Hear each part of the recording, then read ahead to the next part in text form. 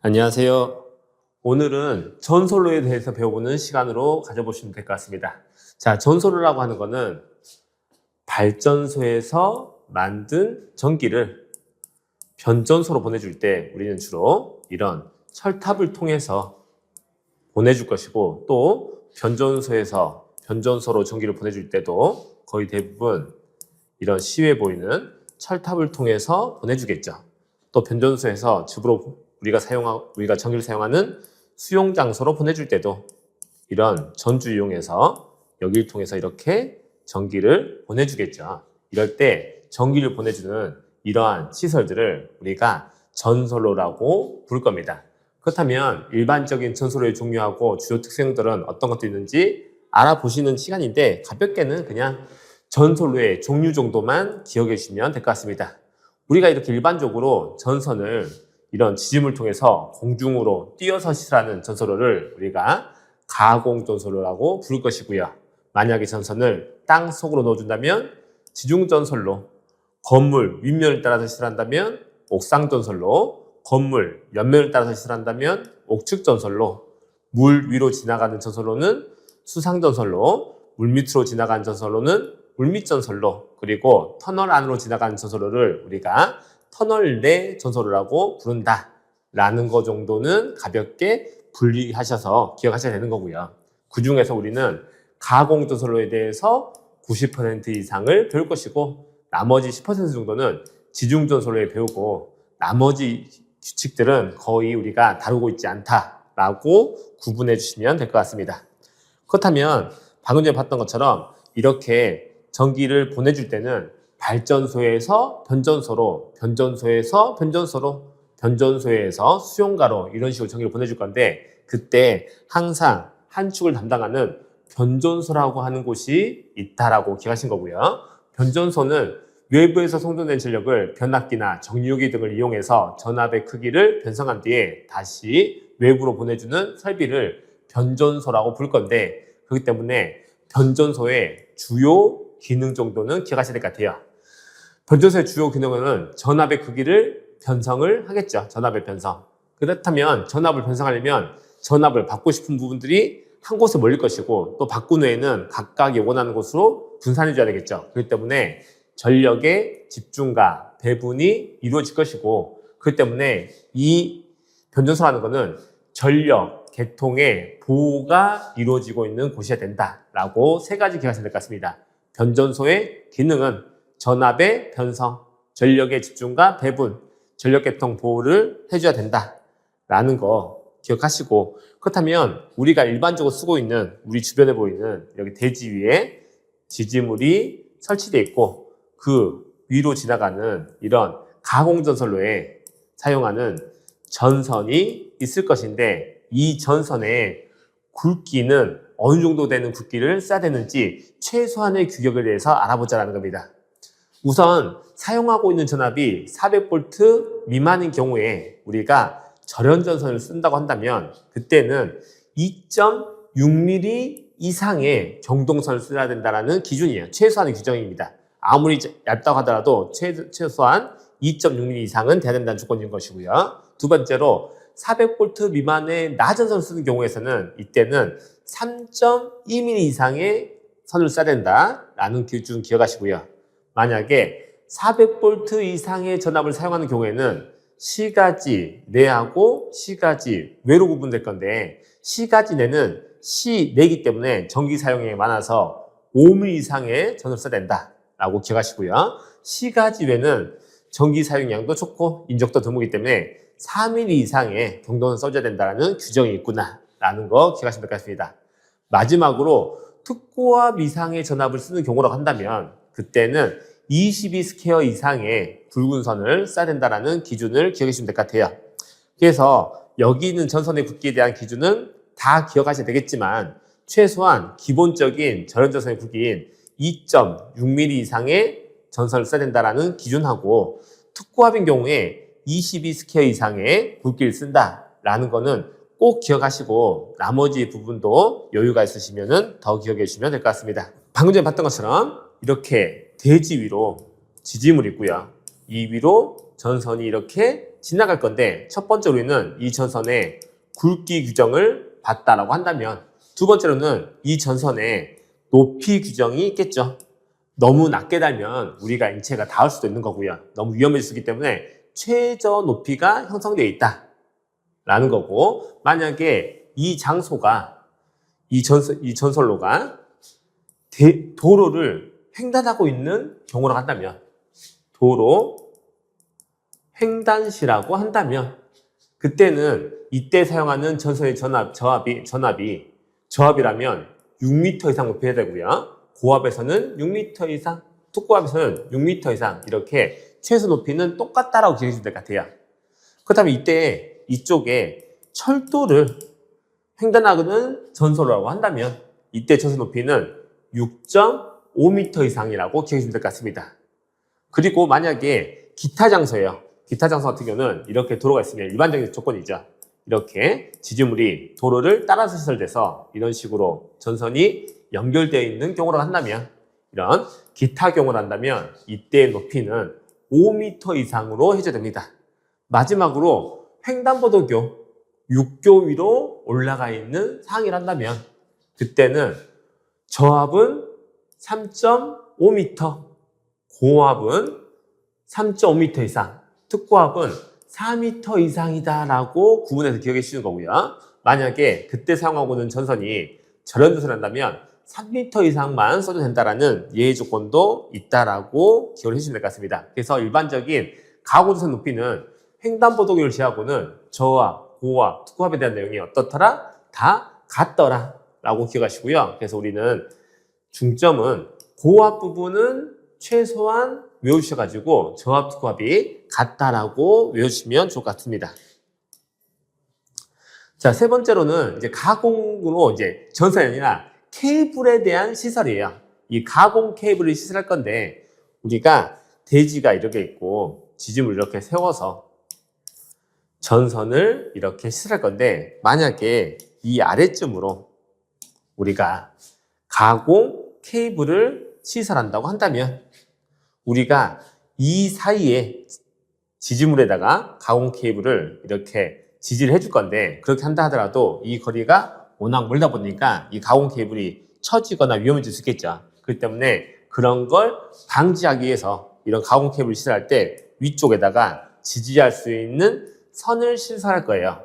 이 선을 우리가 조가용 선이라고 부를 겁니다. 그러면 이 조가용 선을 사용하는 이유는, 목적은 이제 지지예요. 지지하기 위해서 쓰는 겁니다. 이 캡을 지지하기 위해서 쓰는 거기 때문에 조가용 선을 이용해서 이렇게 생긴 행거 같은 걸로 조가용 선을 이렇게 걸어서 고정을 시킬 거예요. 그래서 이런 거에 대한 규정을 알아보자라는 것이고, 그렇다면 이 조가용 선을 고정시킬 때 이렇게 쓰는 기구를 우리가 행거라고 부를 거고요. 만약에 행거 대신에 우리는 여기를 금속 테이프를 이용해서 고정시킬 수 있습니다. 자, 이 케이블을 고정시킬 때는 행거를 쓰는 경우도 있고 또는 금속재 테이프를 쓰는 경우도 있어요. 만약에 행거를 사용하는 경우에 행거 간의 간격은 50cm 이하로 해야 되는 것이고요. 금속재 테이프 같은 경우는 20cm 이하로 해줘야 된다는 거 기억해 주시고, 그리고 이 조가형선을 시설할 때는 이 조가형선이 여기에 있는 케이블을 고정시켜줘야 하기 때문에 단단해야 되겠죠. 그렇기 때문에 이 조가형선의 단면적은 22스퀘어 이상의 아연 도철 연선 이상의 금속재 전선을 써야 된다라는 것 정도 기억을 해주시면 좋을 것 같습니다. 그래서 우리가 기억하실 내용은 가공 케이블 시설할 때는 뭐가 필요하다? 조가형선. 조가형선의 굵기는 몇 스퀘어? 22스퀘어 이상. 그때 쓰는 기구는 행거랑 금속 테이프가 있는데, 행거는 50cm 이하, 금속 테이프는 20cm 이하로 써야 된다라는 내용을 기억해 주시면 좋을 것 같습니다. 자, 그럼 또 넘어가서 이번에 규정으로는 가공 전선로의 표준 경관이에요. 우리가 전선로를 이렇게 시설하기 위해서 대지 위에 지지물을 세우고 그 위로 전선을 이렇게 시설할 건데, 이때 지지물과 지지물 사이의 거리를 우리가 경간이라고 부를 겁니다. 그렇다면 이 경간은 촘촘할수록 좋고 멀면 멀수록 위험해지는 거죠. 그렇기 때문에 많이 멀게 하더라도 이거 이상 더 멀게 하지는 말라는 규정입니다. 그래서 그때 사용하는 이 지지물의 소재로는 목주가 있고 철주가 있고 철근, 콘크리트 주가 있고 철탑이 있습니다. 자, 목주는 가장 강도가 약하고 철주는 가장 강도가 강하겠죠. 근데 여기에 있는 철주하고 철근 콘크리트는 우리가 A종하고 B종으로 구분해서 쓸 거예요. 그러면 A종하고 B종의 차이점은 A종보다 B종의 강도가 더 강하다고 생각하시면 될 것 같습니다.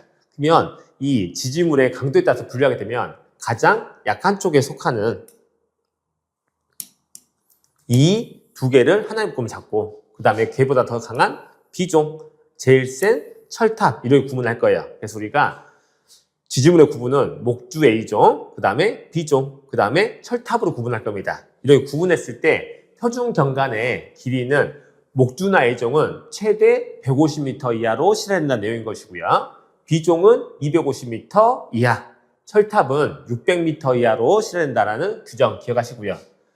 이 세 가지 규정은 꼭 기억하셔야 되는 기본 규정이다라고 생각하시고 얘는 꼭 기억하셔야 돼요.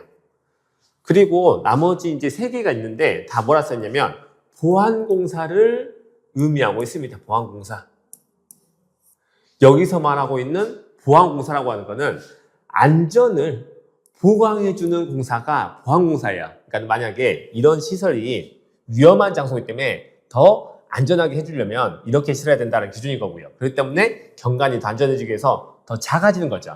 그럼 이런 보안공사를 하는 경우에 기준으로는 제1차 접근 상태라고 부르는 게 있고 제2차 접근 상태라고 불리우는 기준이 있습니다. 그럼 제1차 접근 상태는 지지물이 이렇게 있고 수용가가 이렇게 있으면 이 지지물이 쓰러졌을 때 수용가가 닿을 수 있는 위치에 있는 게 제1차 접근 상태입니다. 만약에 이 지지물이 15m짜리 지지물이고 이 집과 지지물에 가는 거리가 15m 이하로 간다면 이 상태를 우리가 뭐라 부른다고요? 제1차 접근 상태라고 부를 거예요. 그러면 제2차 접근 상태라고 하는 거는 만약에 동일하게 지지물이 있고 여기에 있는 수용가가 있다 한다면 수용가하고 지지물의 수평거리가 3m 미만인 경우에 해당하는 거를 우리가 제2차 접근 상태라고 부를 겁니다. 우리 시험에서는 제2차 접근 상태의 거리를 물어보기 때문에 제2차 접근 상태는 3m 미만의 거리를 의미한다라고 기억해 주시고, 그럼 보안공사는 우리가 외우기가 조금 어렵기 때문에 많은 부분을 다 내지 않고 주로는 철탑을 많이 내고 있어요. 그럼 철탑은 구분 없이 다 400m니까 철탑에서의 보안공사를 물어보면 몇 미터? 400m구나 라고 기억해 주시고요. 표현 없지만 우리는 장경관이라고 하는 것도 있습니다. 피치 못할 사정에 의해서 표준경관보다 더 멀리 시설해야 되는 경우에 이 정도까지 허가해 주겠다라는 게 장경관이에요. 그러면 장경관의 크기는, 길이는 표준 경관의 2배구나 라고 기억하시면 될 것 같습니다. 목주 A종은 300, B종은 500, 철탑은 1200m까지를 우리가 장경관이라고 부른다라고 구분해 주시면 될 것 같아요. 자, 그러면 이외에 시설하는 여러 가지 시설들이 있는데 보시면 자, 다시 이렇게 대지가 있고 지지물이 있고 이쪽에 전선이 이렇게 시설되어 있으면 이쪽에 이렇게 구름에 의해서 낙뢰가 발생할 것이고, 이 낙뢰가 만약에 여기에 있는 가공전선을 맞추게 돼버리면 이 가공전선이 전체 전선로가 다 타버리고 그와 연결되어 있는 변전소, 그와 연결되어 있는 변압기까지 손상을 받을 수가 있겠죠. 그 때문에 이런 낙뢰로부터 밑에 있는 전선로를 보호하기 위해서 우리는 여기를 그냥 놔두질 않고요. 지지물 맨 위쪽에다가 가벼운 캡을 씌워가지고 그 위에 나전선을 이렇게 씌워놓을 거예요. 그러면 이 낙뢰가 나전선을 때리면서 전선로를 보호할 겁니다. 이렇게 설치하는 이 선을 우리가 가공지선이라고 부를 거예요. 자, 지금 보시는 가공지선은 직경 내 낙뢰로부터 가공전선을 보호하기 위한 나전선입니다. 그래서 얘의 규격으로는 만약 이때 사용하고 있는 전선이 고압이라면 3mm 이상의 전선을, 특고압이라고 한다면 5mm 이상의 전선을 사용하더라 라고 기억해 주시는 부분이 하나 있다 라고 보시고, 두 번째로는 가공전선의 병가, 가공전선의 공가예요. 얘는 용어 순화가 조금 돼 있어 가지고 이 병가를 우리가 병행 설치, 공가를 공용 설치, 이런 식으로 부르기도 합니다. 자, 이 병행 설치라고 하는 거는 어떠한 장소에서 어떠한 장소까지 전기를 연결하기 위해서 지지물을 사용하겠죠. 근데 이쪽으로 가는 전기가 고압인 경우도 있고 저압인 경우도 있고 특고압인 경우도 있는데, 이쪽에 2개 이상의 전압이 똑같은 경로로 가게끔 돼 있다고 한다면 그 전기를 보내주기 위해서 지지물을 이중으로 세워가지고 한쪽에는 고압을, 한쪽에는 저압을 시설하면 시설비가 이중호두는 부담이 있겠죠. 그렇기 때문에 우리는 이런 시설을 이렇게 하지 않고 대지가 있으면 이때 시설하는 지지물을 이렇게 하나만 시설해서 거기에다가 완금을 이중호 설치해서 이렇게 전선로를 2개를 한꺼번에 시설하는 것을 우리가 병가 또는 병행시설, 병행설치라고 부를 겁니다. 그렇다면 이렇게 병행 설치했을 때 주의할 시점은 몇 가지가 없습니다. 주로 대부분은 이 선과 선 사이의 이격거리가 중요하겠죠. 첫 번째 이제 주의할 점은 우리가 이쪽에 들어가는 전력선만 넣는 거기 때문에 저압하고 고압하고 특고압이 들어갈 겁니다. 그러면은 둘 중에 하나의 전선은 상대방의 전선보다 더 저압이 있겠죠. 그럼 저압을 아래쪽에 두느냐 위쪽에 두느냐라고 기준을 세우자 되는데, 더 고압을 위쪽 선이 차지하고요, 아래쪽이 더 저압을 형성하게 되어 있습니다. 그래야지 우리가 사람한테 영향이라든지 대지 쪽에 영향이 덜 가겠죠. 그렇기 때문에 우리는 항상 위쪽이 상대적으로 고압이고 아래쪽이 상대적으로 저압이다 라고 기억을 해주시고요. 그렇다면 그때 만약에 아래쪽에는 저압선을 넣고 위쪽에는 고압이라든지 특고압을 넣는다고 한다면, 주로는 아래쪽에는 아래쪽에 저압, 위쪽에는 고압만 들어가고 있다고 한다면 그때 이격거리는, 여기 이격거리는 50cm 이상으로 이격이 된다는 기준을 기억하시는 겁니다. 두 번째로는 아래쪽이 저압이거나 고압이고 위쪽이 특고압인 경우예요. 근데 이 특고압인 경우는 두 가지로 나누는 겁니다. 35kV 이하인 경우하고 35kV를 초과하고 100kV 미만인 경우하고 나눠가지고, 이때 들어가는 전압이 35kV 이하라고 한다면 그때 이격거리는 1.2m 이상, 35kV를 초과하고 100kV 미만이라고 한다면, 우리는 여기는 기능사에 안 나올 거니까 35kV 초과를 한다면 그때는 2m 이상을 이격시켜야 된다는 조건이에요. 이때는 전선의 기준인 건데, 만약에 이때 케이블을 사용하고 있다고 한다면 저압, 고압인 경우에는 30cm 이상, 35kV 이하에서는 50cm 이상, 35kV 초과에서는 1m 이상 이격시켜줘야 된다는 기준이 있구나까지도 더 기억해 주셔도 좋을 것 같습니다. 그다음 이번에는 거의 비슷한 공가라는 시설이 있는데, 공가는 동일하게 이렇게 지지물에 완금을 이중해서 한쪽에는 전력선, 한쪽에는 통신선을 넣는 거예요. 그럼 위쪽에는 저압이나 고압이나 특고압을 넣는 거고요, 아래쪽에는 일명 통신선인 가공 약전류 전선이 들어가는 겁니다. 그렇다면 이렇게 설치할 경우에는 조건은 하나밖에 없죠. 저압, 고압, 특고압인 경우밖에 없어요. 그래서 저압인 경우에는 이격거리가 75cm, 고압인 경우에는 이격거리가 1.5m, 특고압인 경우에는 이격거리가 2m 이상으로 해줘야 된다라는 조건인 것이고요. 만약에 이때도 동일하게 케이블을 쓰고 있다고 한다면 저압인 경우에는 30cm 이상, 고압은 50cm 이상, 특고압도 50cm 이상 이어주셔야 된다는 조건이 더 있구나라고 봐주시면 될 것 같습니다. 이번에는 25kV 이하에서 중성성 다중접지 배전선로의 시설에 대해서 알아보자라는 것이고요. 자, 우리가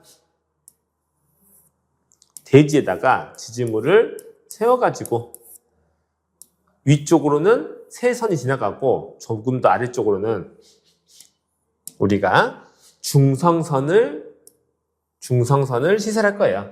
그럼 우리가 전에 봤던 것처럼 여기 배선을 Y 배선을 하게 돼버리면 L1선, L2선, L3선은 다 이쪽 가는 거죠. 위쪽으로. 그럼 여기에 있는 가운데 있는 부분에 있는 선이 우리가 중성선입니다. 얘가 이제 중성선이에요. 우리는 이 가운데 중성점을 접지를 할 건데 얘는 여기를 중성점을 접지한 것뿐만 아니라 군데군데마다 이렇게 접지를 계속 더 해주는 거를 우리가 중성선 다중접지라고 부를 겁니다. 그러면 얘 이제 기본적인 규정이 있겠죠. 첫 번째로 이 중성선 다중접지 할 때 접지선의 굵기는 6 스퀘어 이상을 써야 돼요. 우리 접지도체 배울 때 기준점하고 똑같죠. 그리고 두 번째 기억하실 내용은 얘는 이렇게 다중접지를 하는 이유는 접지장이 너무 크니까 병렬로 시설해가지고 접지장을 낮추는 데 목적을 가지고 있습니다. 그렇기 때문에 우리는 여기에 있는 너무 멀어지면 효과가 없기 때문에 거리가 중요해요. 최대 몇 미터? 300m 이하로 실어야 됩니다. 접지와 간의 거리는. 접지와 간의 거리는 몇 미터마다 300m 이하로 실어줘야 돼요. 그리고 대지와의 전기자. 한마디로 하나의 지점의 접지 저항값은 300옴 이하가 돼야 됩니다. 이거보다 더 크면은 낮춘다 하더라도 효과 별로 없다라고 보는 것이고, 그렇다면 우리가 이 다중접지를 하는 이유는 이 1km마다의 합성저항 값을 낮추기 위해서죠. 그래서 얘는 15kV 이하의 장소에서는 우리는 30옴 이하가 나야 되는 거고요. 25kV 이하의 장소에서는 15옴 이하가 나야 돼요. 지금 설명 중에서는 이 부분이 가장 중요하다라고 생각하시고 암기하시면 될 것 같아요. 자, 그 다음으로는 가공 인입선이에요. 자, 동일합니다. 우리가 이렇게 대지가 있고 이렇게 지지물이 있어서 이렇게 연결되는 선들이 있었는데 그 중에서도 이런 수용 장소가 있어가지고 이 가공 전선로에서 분기해가지고 다른 지지물을 거치지 않고 수용 장소의 인입구 부침점에 이르는 이 전선을 우리가 가공 인입선이라고 부를 거예요. 자, 지지물에서 다른 전주나 지지물을 거치지 않고 바로 수용가로 연결되는 전선을 우리가 가공 인입선이라고 부르겠다라는 것이고, 그렇다면 첫 번째 우리가 기억하실 내용이 이 전선의 긍장입니다. 길이. 그죠? 이때 들어가는 길이는 50m 이하로 시설할 것 기억을 해주시고요. 그때 사용할 수 있는 전선으로는 절연전선, 다심연전선, 케이블 같은 걸 쓸 수 있고요. 그때 사용하는 전선의 굵기로는 가공선의 기본값인 2.6mm 이상의 굵기를 써야 된다 라는 건데, 여기서 예의 조건이 하나 있습니다. 이때 지지물에서 수용가까지의 거리가 굉장히 15m 이하라고 한다면 그때는 굵기 몇 미리? 2.0mm 이상까지도 가능하더라 라는 거 기억하시고요. 케이블 같은 경우, 고압인 경우에는 5mm 이상 써야 된다 라는 내용도 있고요. 특고압에서는 케이블을 써야 된다 라는 조건도 있습니다. 하지만 우리한테는 이게 더 중요하니까 이건 꼭 기억하셔야 된다 라는 거고, 그 다음으로는 이제 굵기 규정, 이 전선의 굵기 규정도 배웠기 때문에 그 다음으로는 이제 이 높이 규정이 있겠죠. 우리는 전에 가공전선의 높이를 외웠었습니다. 근데 이 가공전선의 높이에서 고압 규정이 가공전선도 똑같아요. 똑같다고 외우시면 돼. 우리 전에 배웠던 가공전선의 고압에서의 높이 규정을 그대로 기억하시고, 가공전선도 고압 규정은 가공전선하고 똑같다고 기억하시고, 그 대신에 가공전선에서는 고압과 저압의 높이가 똑같았었죠. 근데 가공전선은 고압과 저압의 높이 규정이 조금 다르다라는 겁니다. 자, 우선 기억하실 거는 철도는 항상 똑같아요. 안 바뀝니다. 우리는 철도를 횡단하는 경우라고 나온다면 그때는 6.5m가 무조건이구나라고 외우셔야 돼요. 그리고 나머지는 우리가 외웠던 고압에서 저압이 되는 순간 덜 위험하니까 조금씩 낮아지는 거예요. 도로횡단시는 6m에서 저압이면 5m. 횡단보도교 횡단시에는 고압에서는 3.5m에서 저압은 3m. 기타 장소는 고압 5m에서 4m. 이런 식으로 조금씩 줄어들고 있다라고 기억을 해주시면 될 것 같습니다. 자, 그 다음으로는 연접 인입선 또는 이웃 연결 인입선이라고 부를 거예요.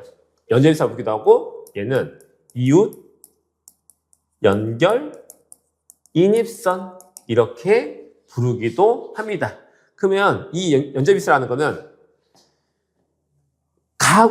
이게 지지문에서 수용가로 들어가는 건 얘는 가공임선. 이번 연접임선은 수용가에서 분기해가지고 다른 수용가를 거치지 않고, 다른 지지문을 거치지 않고 다른 수용가의 인입구, 부침점에 이르는 전선을 우리가 연접임선이라고 부른다라고 기억하신 거예요. 이웃연결임선이라고 부른다라는 겁니다. 그래서 얘는 수용가에서 분기하여 다른 지지문을 거치지 않고 바로 옆에 다른 건물에 다른 수용가로 연결되는 전선을 우리가 연접임선이라고 부르더라라는 것이고, 이 전선은 반드시 저압에서만 사용 가능합니다. 기본적인 전선의 높이는 2.5m 이상을 유지해야 돼요. 그리고 만약에 이쪽에 도로가 있다고 한다면 그때 높이는 4m 이상으로 시설을 해줘야 됩니다. 자, 우리가 그때는 4m 이상을 해준다라는 것도 기억하시고요. 만약에 근데 이때 여기가 도로가 있다고 하는데 이 도로의 폭이 5m를 초과한다면 그때는 이 연접 인선을 시설할 수가 없어요. 폭 5m 이상 도로는 횡단할 수가 없습니다. 그리고 이때 이 연접 인선의 길이는 최대 100m를 넘을 수가 없어요. 그리고 이때 사용하는 이 연접 인선은 건물을 통과할 수 없습니다. 옥내를 관통할 수가 없습니다. 책에는 안 나와 있지만 동일한 규정입니다. 연접 인선의 굵기도, 기본적으로 굵기도 2.6mm 이상의 굵기를 써야 돼요. 얘도 마찬가지로 이 길이가 15m 이하인 조건이라고 한다면 그때는 2.0mm 이상의 굵기까지도 사용이 가능하더라라고 기억을 해주시면 될 것 같습니다. 그래서 오늘 수업은 여기까지 보도록 하겠습니다. 감사합니다.